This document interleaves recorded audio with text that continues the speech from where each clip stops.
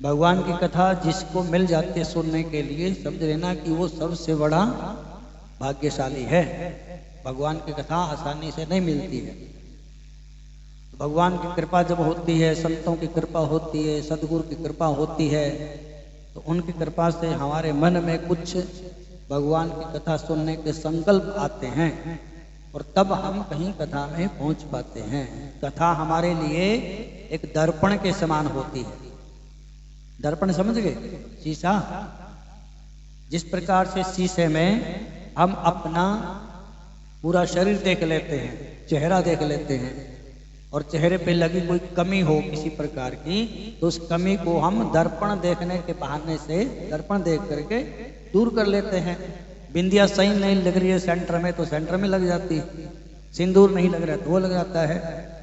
काजल नहीं लग रहा है तो काजल लग जाता है। आई ब्रो बनाते हैं आप लोग, तो वो भी उससे ही बनता है।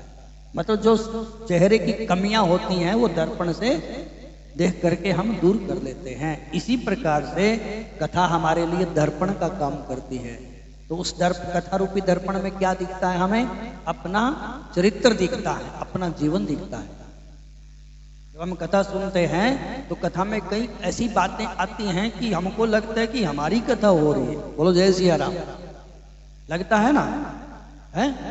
हाँ। और जब ऐसा लगे कि ये कहीं हमारी कथा हो रही है सारी की सारी, तो इसका मतलब है कि आप कथा को ध्यान से सुन रहे हैं।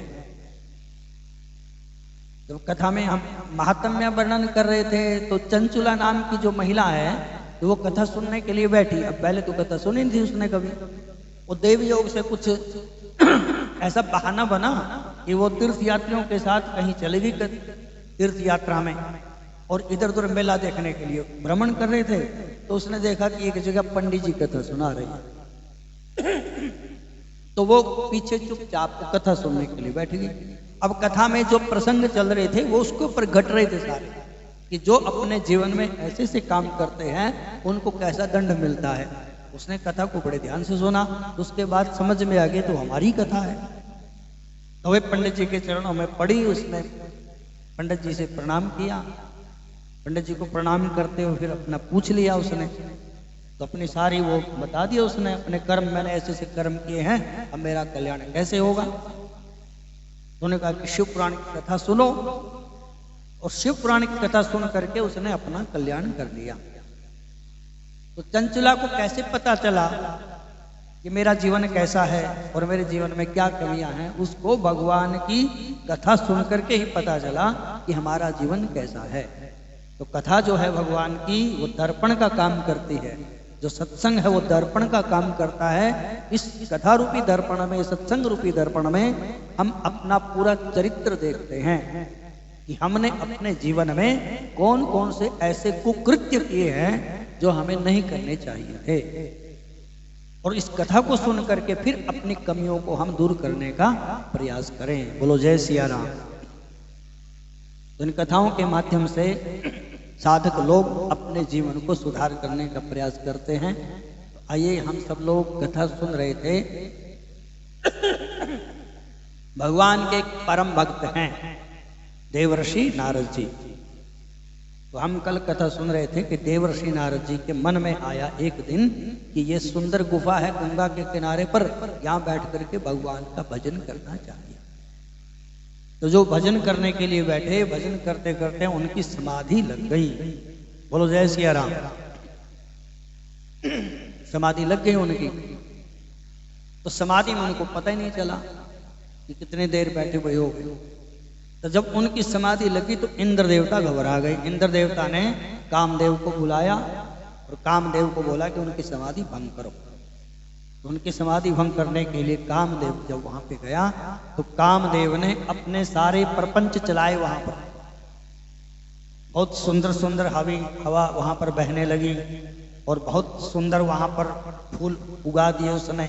ऐसा बसंत का माहौल बना दिया कि उस माहौल को देख करके, उस वातावरण को देख करके कोई भी विचलित हो जाता। सुंदर अप्सराएं वहां पर गान कर रही थी, थिरक रही थी, नृत्य कर रही थी। कामदेव उनके बीच में टहल रहे थे। तो इस प्रकार करते करते उन्होंने एक ऐसा वातावरण बनाया कि साधारण व्यक्ति तो उससे बच ही नहीं सकता था। लेकिन नारद के ऊपर उनका कोई प्रभाव नहीं पड़ा, क्योंकि जो भगवान के भजन में सच्चे मन से बैठता है तो माया का उसके ऊपर कोई प्रभाव नहीं पड़ता है। विचलित तो करती माया, गड़बड़ तो करते हैं देवता लोग कि यहीं कहीं हमसे आगे ना निकल जाए, तो गड़बड़ तो करते हैं, लेकिन भगवान की कृपा जिसके ऊपर होती है तो वो उसके ऊपर माया का प्रभाव नहीं होता। और इस माया से कौन बच सकता है? जो पूर्ण रूप से समर्पित हो गया भगवान को। जैसे एक जादूगर होता है ना, जादूगर समझे, जादू देखा होगा आपने, हैं? दिखाता अपने हाथ, हाथ देखो हाथ में कुछ नहीं है, और फिर ऐसे मिट्टी लेता है वहां करता है और ऐसे करता है, जय काली कलकत्ते वाली मेरा वचन न जाए खाली, बोलो बच्चों बजाओ ताली, और झट करके उसमें 2 रुपए निकाल देता हाथ में, देखा है ना? तो वो क्या है? वो माया तो है, उसकी माया सीखी है उसने, अब उसको हम समझ नहीं सकते। लेकिन जो उसका चेला है, जिसको जमूरा बोलते हैं, जमूरे को सब पता होता है कि इनको सब बेवकूफ बना रहे हैं, इनको कुछ नहीं पता है। बात समझ रहे हैं? तो जिस प्रकार से वो मदारी होता है, जादूगर होता है, उसके जमोरे के ऊपर उसकी माया का कोई प्रभाव नहीं पड़ता, उसको सब पता है, सब दिखता है और वो उससे विचलित नहीं होता है। इसी प्रकार से जो मायापति हैं, भगवान नारायण, भगवान शिव, भगवान महादेव, उनकी माया को कौन समझ सकता है? जो उनका चेला बन गया है, यानी जो संत हो गया है, जिसने अपने जीवन को समर्पित कर दिया भगवान के चरणों में, उसके ऊपर माया का प्रभाव नहीं पड़ता है। फिर उसको ये सारा प्रपंच नकली दिखाई देता है। क्या दिखता है? नकली। बोलो जय सिया राम। जो सारा प्रपंच है ना, ये असली थोड़ी है। असली तो हमको लग रहा है, दिख रहा है बस। अब जैसे टीवी में कोई सीरियल चलता है, तो जब हम वहां पे आराम से बैठते हैं, अपना टाइम देख के टाइम हो गया अब, और चाय का कप लिया हाथ में और वो सीरियल देखने लग जाते हैं। तो जब हम उसमें इतना खो जाते हैं कि वो अपने को नकली नहीं लगता, फिर क्या लगता है? असली लगता है। कहीं तो असली को देखते देखते रोने लग जाते हैं, मतलब उसमें इतना खो जाते हैं, जबकि वो असली होता नहीं है। इसी प्रकार से ये भगवान का प्रपंच है बहना, ये क्या है? ये नकली है, लेकिन लगता क्या है? असली है। असली लगता है हमको, लेकिन जो भगवान को समर्पित हो गया है, जिसने अपने आप को समर्पित कर दिया भगवान के चरणों में, जो भगवान का जमूरा बन गया है, भगवान का चेला बन गया है, भगवान का दास बन गया, उसके ऊपर माया का कोई प्रभाव नहीं होता है। बोलो जय सिया राम। अर्जुन ने पूछा भगवान से, ये हमारे गीता, भागवत और ये रामायण, ये बीच बीच में आते रहते हैं तो गीता में अर्जुन भगवान से पूछते हैं कि प्रभु आपकी जो माया है, त्रिगुणात्मक माया, रजोगुण भी है, तमोगुण भी है, सतोगुण भी है, ये त्रिगुणात्मक माया है, इसको पार कैसे पाए? इसका पार कैसे पाया जा सकता है? तो भगवान कहते हैं, देवी ही ऐसा गुणमयी मम माया दुरत्या। दुरत्या का मतलब बहुत मुश्किल से इससे पार जाया जा सकता है। असंभव तो नहीं भगवान कह रहे हैं, लेकिन मुश्किल बहुत है। तो भगवान कहते हैं कि देवी ईसा गुणमयी, त्रिगुणात्मक जो मेरी माया है, मम माया दुरत्या, ये बहुत मुश्किल से पार जा सकते हैं।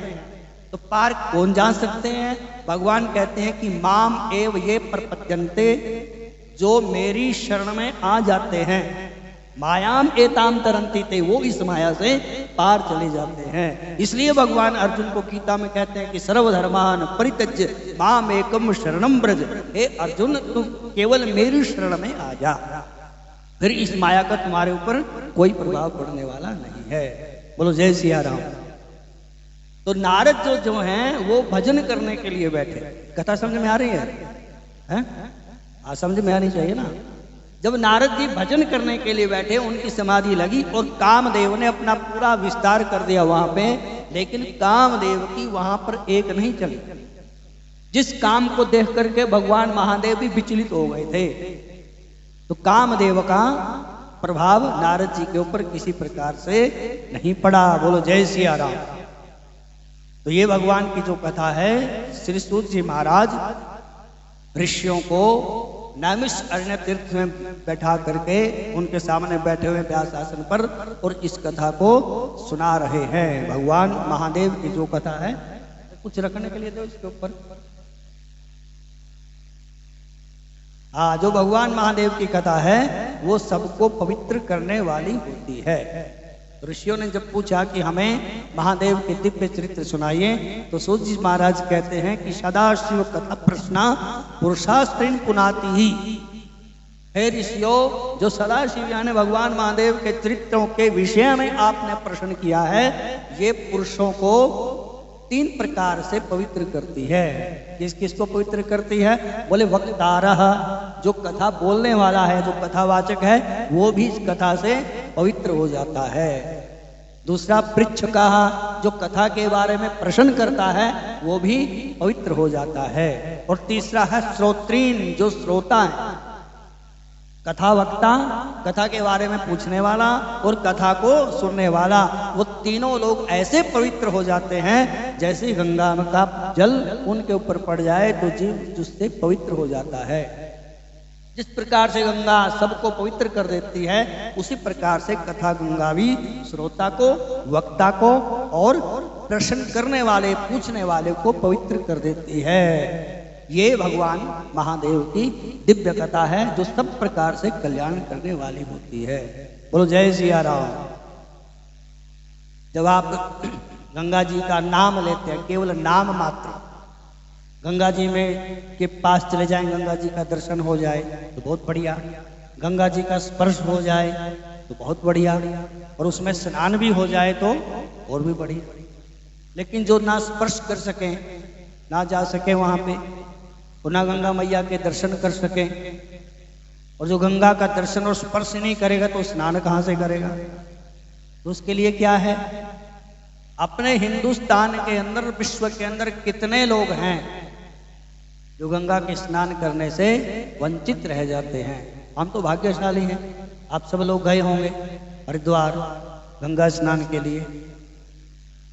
तो गंगा का स्नान करना, गंगा में जा करके वहां पर स्पर्श करना, गंगा का आचमन करना, गंगा के दर्शन करना, ये सब प्रकार से पवित्र कर देते हैं। और जो गंगा जी का दर्शन ना कर सके, गंगा जी के पास ना जा सके, बहुत दूर कोई बैठा हो, चाहे दूर देश में बैठा हो, तो केवल गंगा मैया के स्मरण मात्र से वो जीव पवित्र हो जाता है।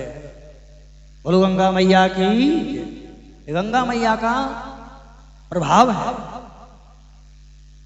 संत कहते हैं कि आचार्य लोग कहते हैं कि गंगा गंगेति यो ब्रूयात योजना नाम शतैरपि। 100 योजन दूर खड़े होकर के भी कोई गंगा मैया का स्मरण करता है, गंगा गंगा गंगा, हे गंगा मैया, हे गंगा मैया, इस प्रकार से गंगा गंगेति यो ब्रूयात योजना नाम शतैरपि मुच्यते सर्व पापेभ्यो विष्णु लोकम सागच्छति। वो सब पापों से मुक्त हो जाता है और भगवान नारायण के चरण कमलों के पास पहुंच जाता है, विष्णु लोक को पहुंच जाता है, वैकुंठ को पहुंच जाता है। ये गंगा मैया का केवल नाम लेने की महिमा है। जब आप स्नान करते हैं सवेरे, अब कहा गया है कि बावड़ी में स्नान करना चाहिए, तीर्थ में स्नान करना चाहिए, बड़े जलाशय में स्नान करना चाहिए, तो हम तो घर में ही करते हैं। तो हमारे आचार्य लोग कहते हैं कि घर में जब आपने पानी की बाल्टी रख लिया तो उसमें गंगा मैया का ध्यान कर लो, तीर्थों का ध्यान कर लो, तो आपको गंगा स्नान का फल मिल जाता है। गंगे च यमुने चैव गोदावरी सरस्वती, ये मंत्र है आवाहन करने का। बाल्टी रखी, गंगा मैया का ध्यान किया, प्रार्थना की सब तीर्थों से कि गंगा यमुना के कावेरी, ये सभी तीर्थ इसमें प्रवेश कर जाएं। गंगे च यमुने चैव गोदावरी सरस्वती नर्मदे सिंधु कावेरी जले अस्मिन् सन्निधिं कुरु। हे पवित्र नदियों, इस तीर्थ में आप प्रवेश करें, हमें गंगा स्नान का फल मिल जाए। तो जब हम उस जल से स्नान करते हैं तो गंगा स्नान का फल मिल जाता है, वो जीव पवित्र हो जाता है। तो जिस प्रकार से गंगा व्यक्ति को पवित्र कर देती है, उसी प्रकार से भगवान की एक कथा गंगा है, जो इसमें डुबकी लगा लेता है वो पवित्र हो जाता है। चाहे कोई वक्ता है, चाहे कोई पूछने वाला है, और चाहे कोई श्रोता है। बोलो शंकर भगवान की जय। तो ये कथा की महिमा है। तो इस कथा को जो सुनता है वो पवित्र हो जाता है। तो नारद जी का प्रसंग सुनाते हुए सूत जी महाराज कहते हैं कि नारद जी के ऊपर उनका कोई प्रभाव नहीं पड़ा और अंत में नारद जी के चरणों में कामदेव ने आकर के नमस्कार कर दी, मत्था टेक दिया, मतलब सरेंडर कर दिया, आत्मसमर्पण। हे ऋषि, आप बड़े महान हैं, आपके ऊपर माया का काम का कोई प्रभाव नहीं पड़ा। जिस कामदेव से भगवान महादेव भी विचलित हो गए थे, भगवान को क्रोध आ गया था, भगवान जैसे माया फैलाई और कामदेव ने पुष्प बाण निकाला और सीधे भगवान की छाती में लगा और भगवान महादेव ने क्रोध में आकर के जब तीसरी आंख अपनी खोली तो उसी समय जल करके कामदेव भस्म हो गया।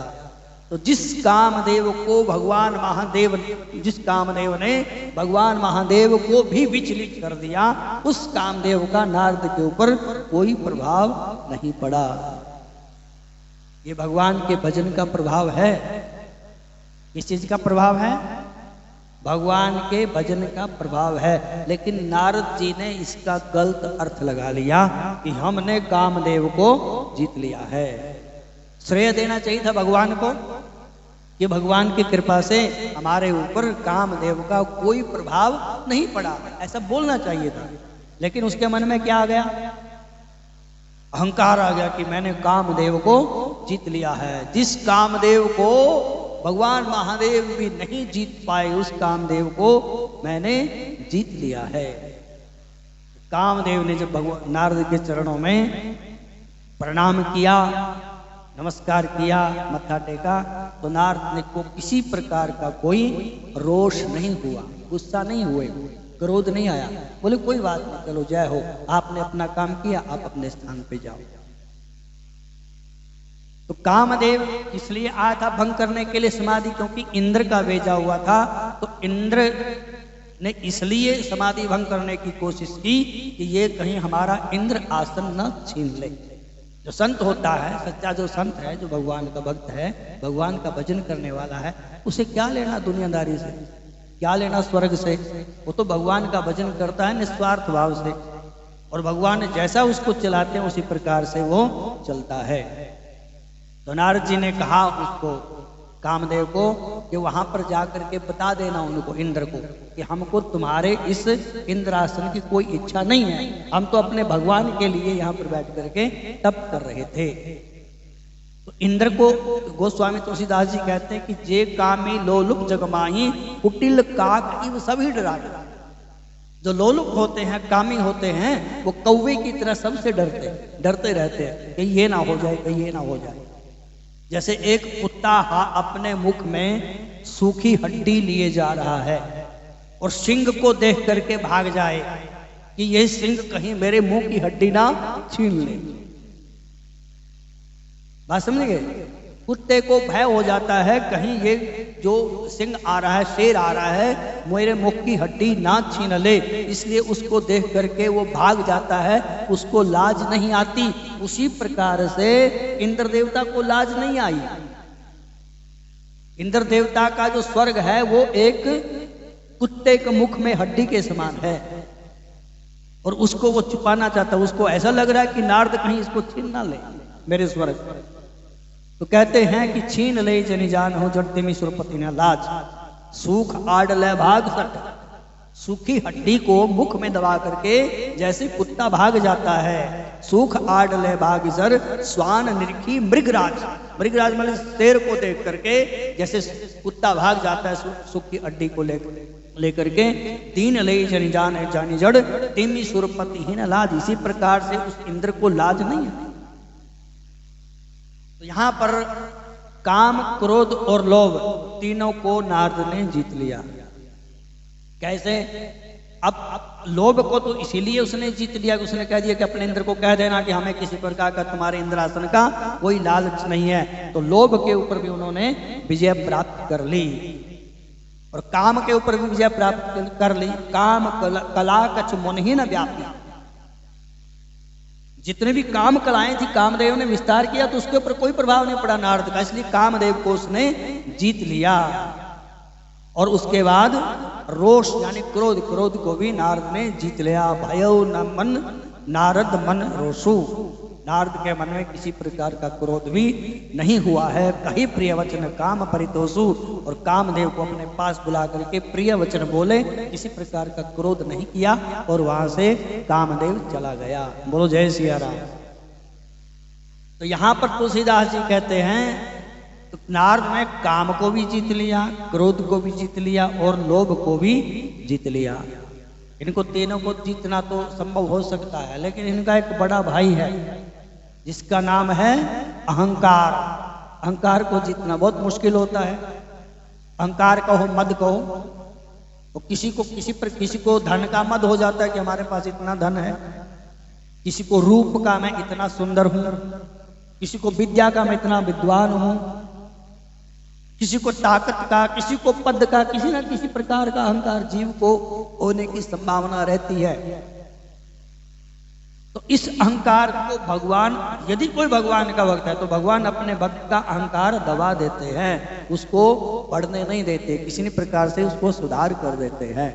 बोलो जय सिया राम। आपने महाभारत की कथा सुनी होगी कि महाभारत में जो भीम है वो वायु पुत्र है, जो पांडव है ना वो देवता पुत्र है, जो अर्जुन है वो इंद्र पुत्र है, जो युधिष्ठिर जी हैं वो धर्मराज पुत्र हैं, और जो भीम है वो पवन पुत्र हैं, वायु देवता हनुमान जी के भाई हैं। और जो दो है माद्री के, कुंती के 3 थे और माद्री के 2, नकुल और सहदेव, वे अश्विनी कुमारों के पुत्र थे। तो जो वायु पुत्र भीम है उसके अंदर बहुत बल था। तो जिसके अंदर बल होता है ना तो कहीं ना कहीं थोड़ा बहुत उसको अहंकार हो गया एक दिन। तो भगवान ने विचार किया कि अहंकार तो बड़ा काम खराब है इसका, तो इसको थोड़ा बताते हैं, थोड़ा सुधार करते हैं। तो एक दिन भगवान की माया से हनुमान जी को बूढ़े से बंदर का रूप धारण करके जंगल में कहीं लेटे हुए थे, और उधर से ही भीम का आना हुआ। भीम आ रहे थे, भीम अपने अकड़ में थे गदा रखे हुए और चली जा रहे थे मद मस्ती में। तो हनुमान जी की पूंछ रास्ते में ऐसे लंबी पड़ी हुई थी। तो भीम ने कहा कि हे वानर, अपनी ये पूंछ दूर करो, हमने इस रास्ते से जाना है। भीम को पता था कि बानर की जो पूंछ होती है उसको लांघते नहीं। तो बंदर ने कहा, माने हनुमान जी वो पहचान नहीं पाए उसको। तो हनुमान जी ने कहा कि भाई बूढ़ा हो गया हूं, शरीर में ताकत नहीं है, तो इसको पूंछ को थोड़ा सा उठा करके एक तरफ कर दो और निकल जाओ यहाँ से। अब आप देख रहे हैं मेरा शरीर जर्जर हो गया है। तो भीम ने कहा कि नहीं उठाओ इसको। तो हनुमान जी फिर बोले, भाई मेरे में ताकत नहीं है, उठा करके थोड़ा सा तो आप तो बहुत बलवान हैं। तो भीम ने कहा कि चलो ठीक है। और भीम ने अनायास ही, जैसे एक साधारण पूंछ होती है, जैसे हम इस फूल को उठा लेते, ऐसे उठा करके दूर करना चाहा, लेकिन वो पूंछ नहीं उठी।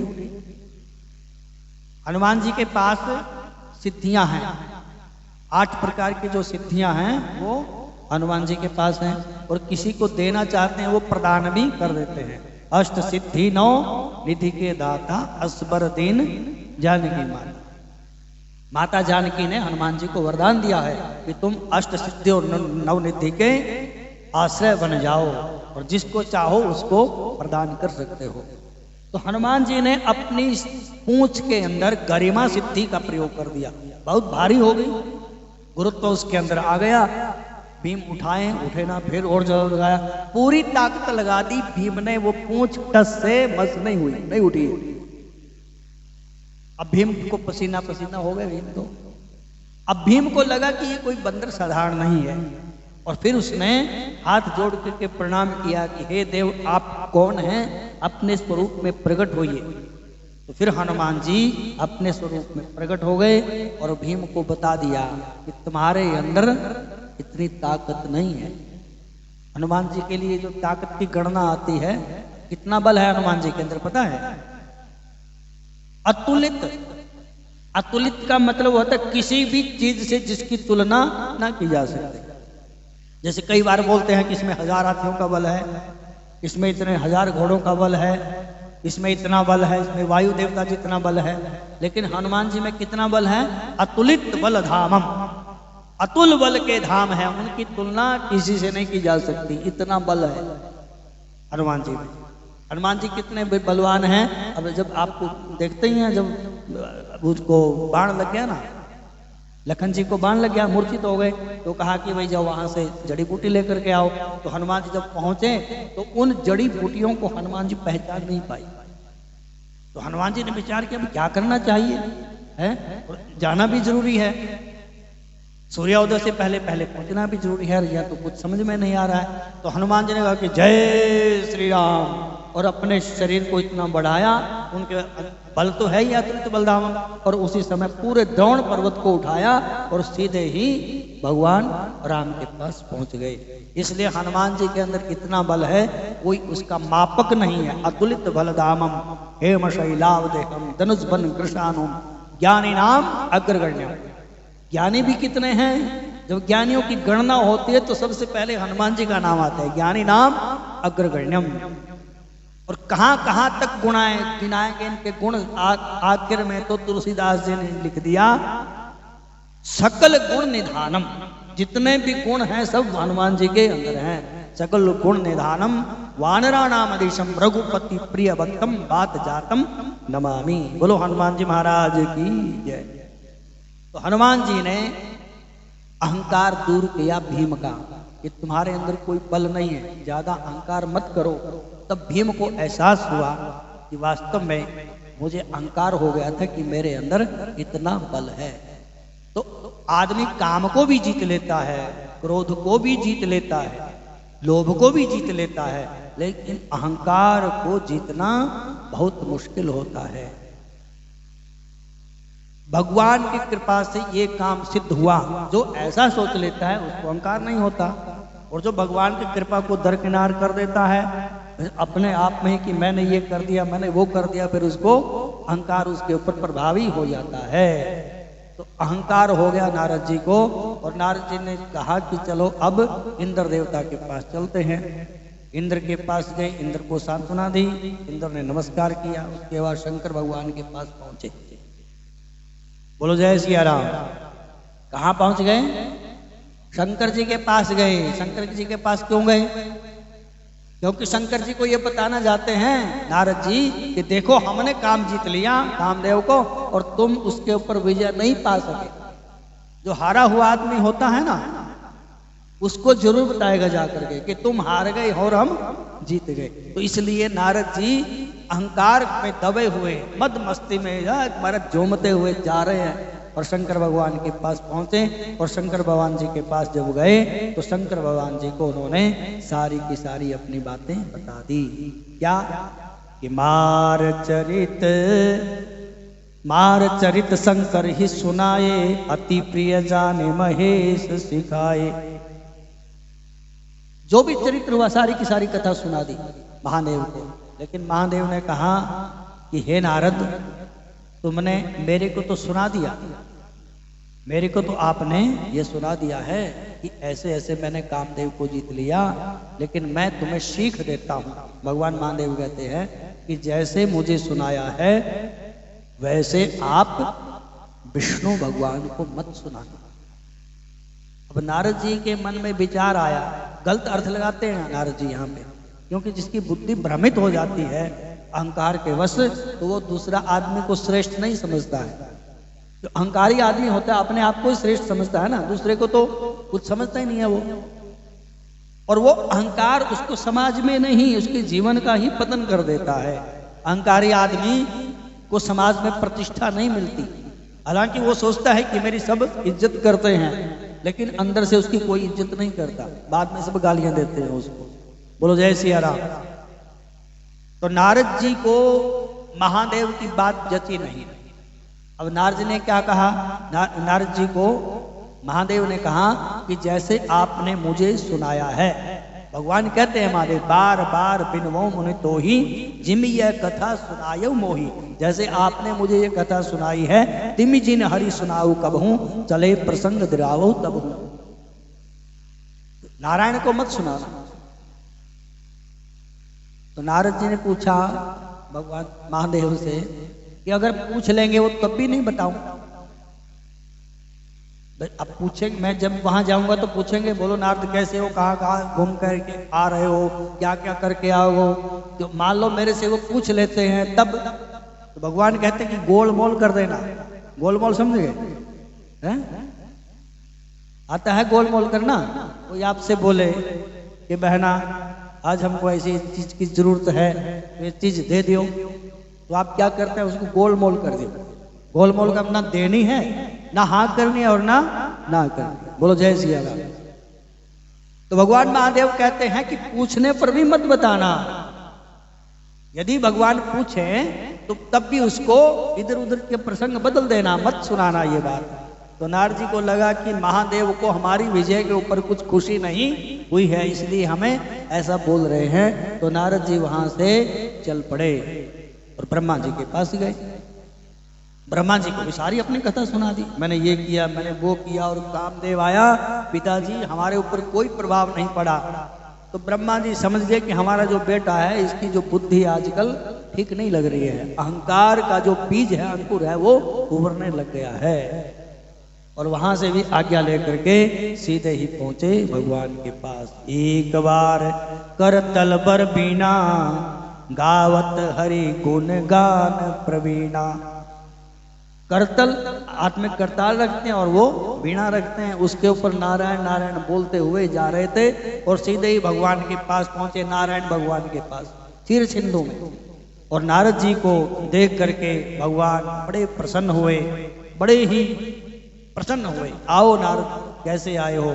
और नारद जी को यद्यपि भगवान महादेव ने बता रखा था कि भाई जाओगे तो वहां मत बताना, लेकिन बुद्धि जब खराब होती है तो ऐसी ही होती है। तो नारद ने उनके जो वचन कहे हुए थे महादेव के, उनको विस्मृत कर दिया और सारी की सारी बातें नारद ने भगवान नारायण को बता दी। कामचरित नारद सब आखे और यद्यपि प्रथम बरज शिव राखे।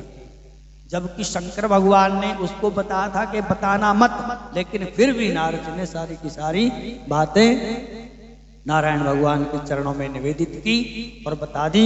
और भगवान ने कहा कि अरे नारद, आपको किस प्रकार से कामदेव, आपके ऊपर कैसे कामदेव का प्रभाव हो सकता है? आप तो ब्रह्मचारी हैं, भगवान का भजन करने वाले हैं, बड़े भक्त हैं, हमेशा हमारे भजन में लीन रहते हैं। ये तो जो कामी क्रोधी लोभी होते हैं, जो साधारण लोग होते हैं, उनके ऊपर कामदेव का प्रभाव होता है। ब्रह्मचर्य व्रत रत्मति धीरा, तुम ही की करी मनोभव पीरा। हे नारद, आप तो ब्रह्मचारी हैं, वेदों का अनुसरण करने वाले हैं, आपके ऊपर कामदेव का प्रभाव कैसे हो सकता?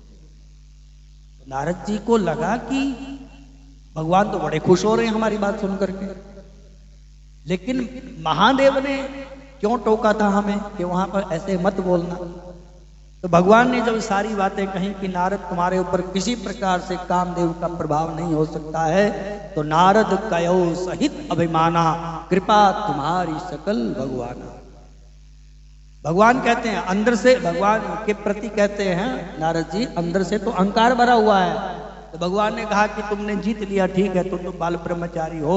तो कहते हैं कि नारद कयो सहित अभिमाना, अभिमान के साथ नारद कहते हैं कृपा तुम्हारी सकल भगवाना। भगवान ने विचार किया कि नारद के अंदर जो अहंकार का बीज है वो अब अंकुरित हो गया है, इसलिए बहुत बड़ा पेड़ ना बन जाए, इसलिए इसको जड़ से उखाड़ देना चाहिए।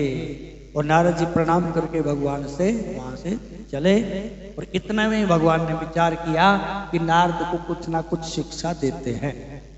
तो भगवान ने एक सुंदर नगर का विस्तार कर दिया, बहुत सुंदर नगर की वहां पे भगवान ने रचना की। और ऐसा सुंदर नगर था, ऐसा सुंदर नगर कि महाराज देखते ही कोई भी वहां पर अटक जाए, किसी का भी मन। जैसे आजकल ही बड़े सुंदर सुंदर शहर अपने, आप कितने बढ़िया शहर चंडीगढ़ में बैठे हुए हैं, बंगलौर हैं, ऐसे बढ़िया बढ़िया शहर हैं, लेकिन ये शहर भी उस शहर जैसा भगवान ने रचना की उसके आगे फीके थे। तो भगवान ने एक सुंदर शहर की वहां पर नगर की रचना की। बिरसे मगमहु नगर तही सत जोजन विस्तार, श्रीनिवास ते अधिक रचना विविध प्रकार। बहुत वैकुंठ से भी सुंदर वो लग रहा था। और नारद जी वहां से निकले तो वहां का एक राजा है जिसका नाम है शील निधि।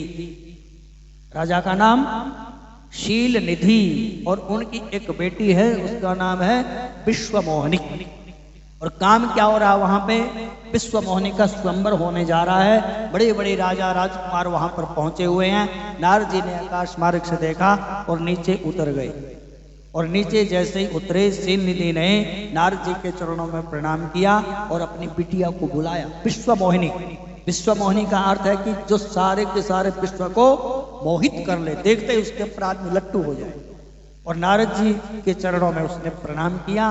शील निधि ने कहा कि आप तो हमारे गुरुदेव जैसे ही हैं, हमारी बिटिया का हाथ देख दो, इसको कैसा सुख मिलेगा। ये तो भगवान की सारी वो लीला। तो जब वो बिटिया विश्वमोहिनी नारद जी के पास आई तो नारद जी ने उसका हाथ देखा। जब नारद जी ने उसका हाथ देखा तो उसके जो शोभा को देख करके नारद जी विचलित हो गए। उसको पता ही नहीं लगा इसके भाग्य में क्या लिखा है। देखी रूप मोने बिरती विसारी, बड़ी बार लगी रहे निहारी। देख करके एकदम ऐसे देखते रहे नारद जी उनकी तरफ, इतनी सुंदर थी वो। और उनको देख करके लक्षण तास विलोक भुलाने, उसके जो लक्षण से वो सारे भूल गए और हृदय हरस को सुप्रकट बखाने, कुछ उसको आगे प्रकट भी कर दिए।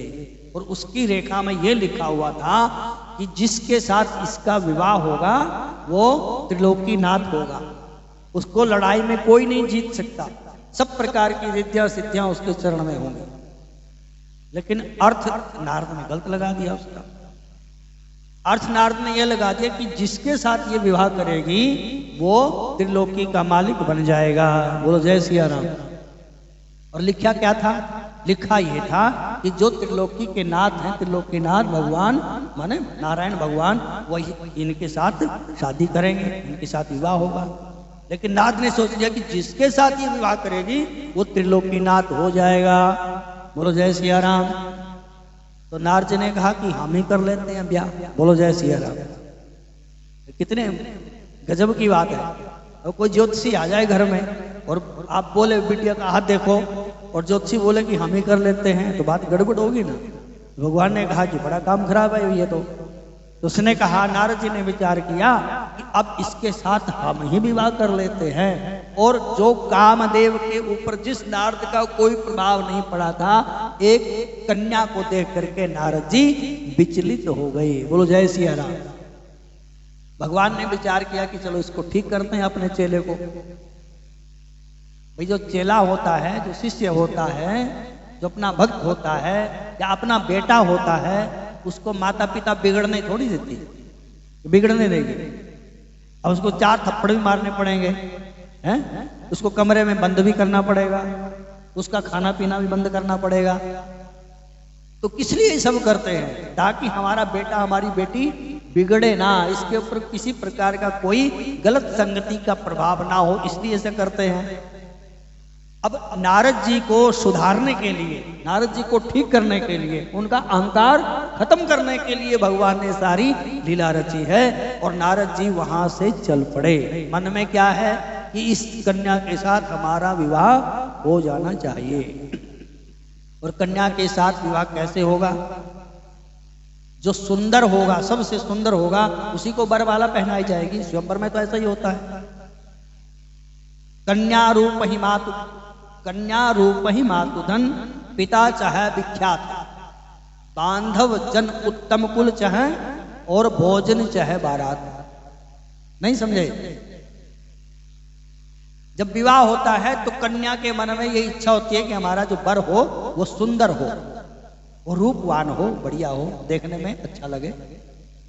और माता की दृष्टि होती है कि इसके पास बढ़िया कार होनी चाहिए, बढ़िया कोठी होनी चाहिए, हैं, बढ़िया इसका रहन सहन खान पान होना चाहिए।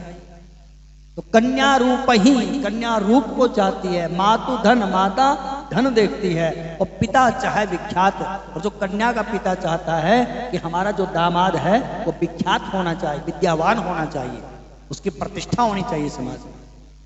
और जो बंधुजन हैं वो चाहते हैं कि उत्तम कुल बांधव चाहें, जो उत्तम कुल चाहते हैं वो बंधु बांधव होते हैं कि भाई कभी जाएंगे तो सेवा पानी करेंगे, बढ़िया लोग होने चाहिए। और भोजन से है बारात, और जो बाराती है उनको क्या चाहिए? बढ़िया बढ़िया रसमलाई हो, बढ़िया रसगुल्ला हो, खाना पीना बढ़िया हो, हैं 5-7 प्रकार की मिठाइयाँ हो, 5-7 प्रकार की, खाए कुछ भी ना, लेकिन दिखने में होनी चाहिए बस, हैं। जैसे आप जाते हैं ना आजकल, कितने होते हैं, जो कोई छोटे से छोटा भी होगा तो 5-7 सब्जियां, मिठाइयाँ और चाट और चाउमीन और ये वो सब होता है ना वहाँ पे, हैं। और खराब कितना होता है उसमें, बहुत ज्यादा खराब होता है, कितना खाएंगे। सारे तो शुगर के मरीज है, कोई ब्लड प्रेशर का मरीज है, किसी को कोई दिक्कत है, किसी को दिक्कत है, वो सिर्फ देखने के लिए होते हैं। तो कन्या रूप ही मातु धन, पिता चाहे विख्यात, उत्तम कुल बांधव चाहे भोजन चाहे बारात, बारातियों को तो बढ़िया बढ़िया खाना चाहिए।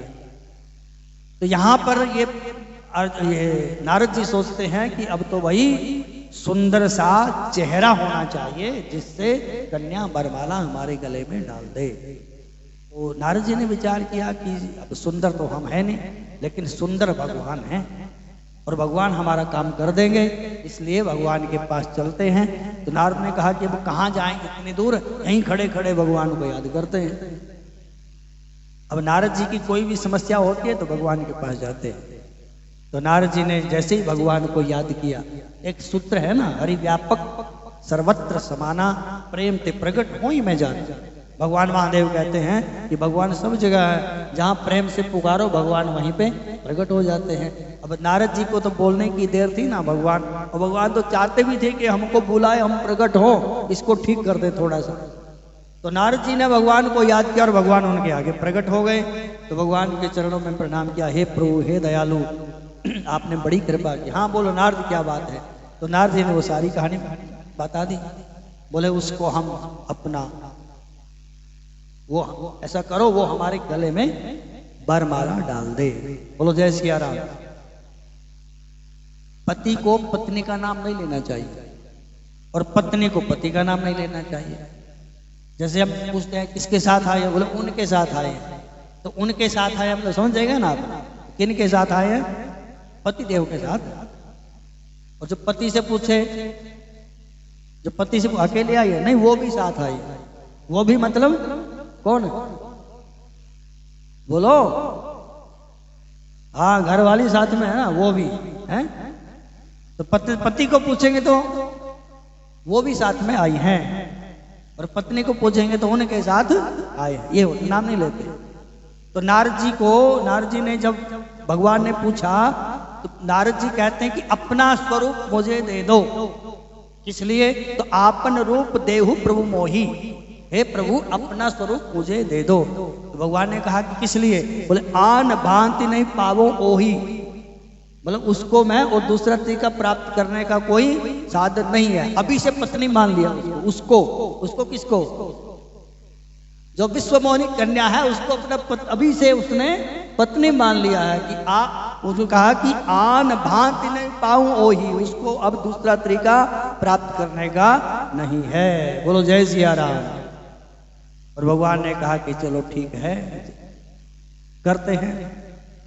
एक बहुत सुंदर बात है जो कथा संकेत करती है।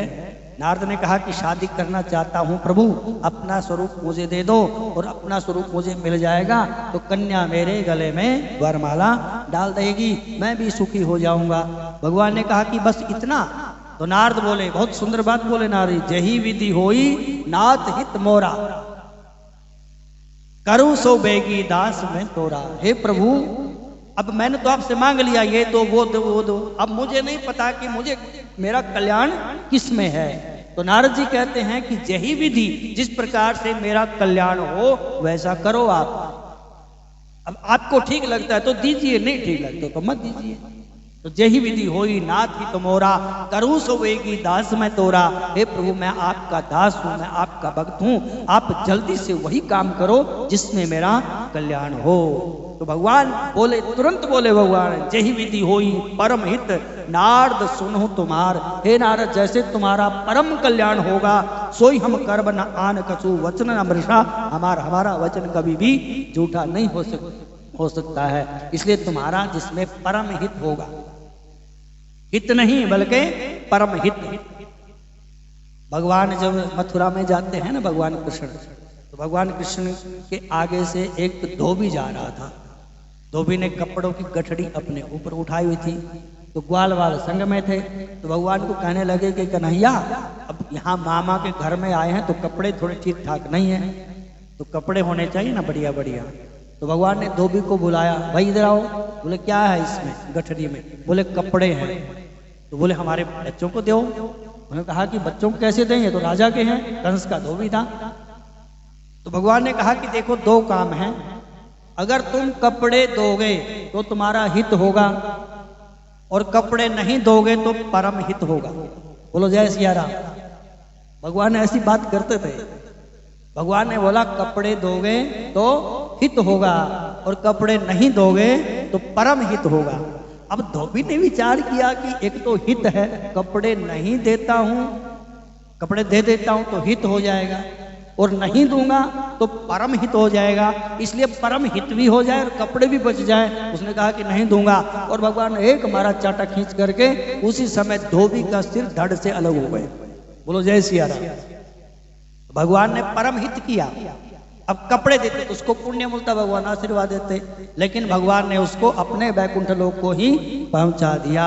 इसलिए नारद जी को भगवान कहते हैं कि जही विधि होई परम हित, नारद सुनो तुम्हार। हे नारद सुनो, जिस प्रकार से तुम्हारा परम हित होगा, सोई हम करब न आन कछु, मैं वही करूंगा।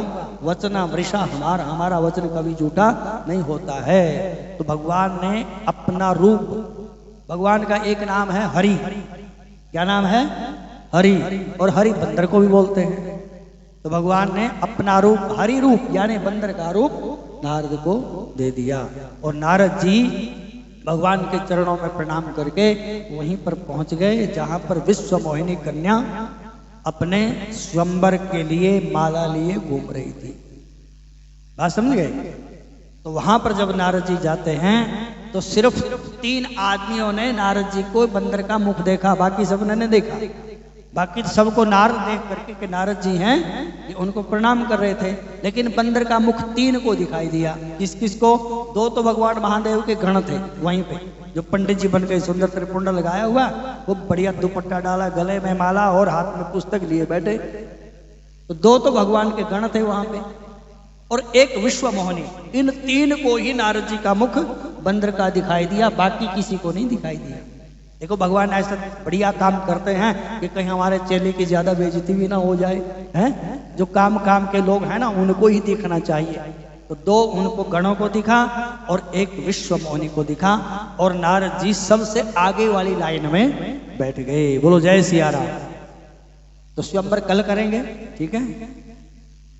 स्वयंवर कल करेंगे। नारद जी का क्या होगा, आगे की कथा कल सुनेंगे। बोलो शंकर भगवान की जय।